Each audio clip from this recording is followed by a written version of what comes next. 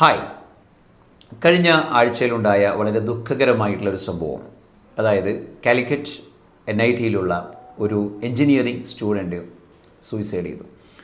So ഇതിൻ്റെ കാര്യങ്ങളിലേക്ക് അല്ലെങ്കിൽ കാരണങ്ങളിലേക്ക് പോകുമ്പോൾ പലപ്പോഴും പല ആർഗ്യുമെൻറ്റ്സ് ഉണ്ടെങ്കിലും നമ്മുടെ പല ആളുകളും ഷെയർ ചെയ്തെന്ന് മനസ്സിലായ കാര്യം, ഈ കുട്ടി നീറ്റിന് വേണ്ടിയിട്ട് പ്രിപ്പയർ ചെയ്തു, പക്ഷേ നീറ്റ് അദ്ദേഹത്തിന് ക്രാക്ക് ചെയ്യാൻ പറ്റിയില്ല.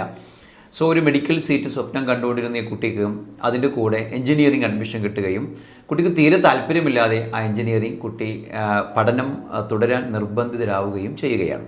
സോ ഇതിനിടയിൽ കുട്ടി പലപ്പോഴും വീട്ടുകാരോട് കമ്മ്യൂണിക്കേറ്റ് ചെയ്യുന്നുണ്ട്, എനിക്കിതിൽ താല്പര്യമില്ല, ഞാൻ കോഴ്സ് ടെർമിനേറ്റ് ചെയ്യാണ്. പക്ഷേ വീട്ടുകാരുടെ ഒരു പ്രഷർ ആയിരിക്കാം ഒരു പക്ഷേ ആ കുട്ടി അൺഫോർച്ചുനേറ്റ്ലി നമ്മൾ വിട്ടുപോയി.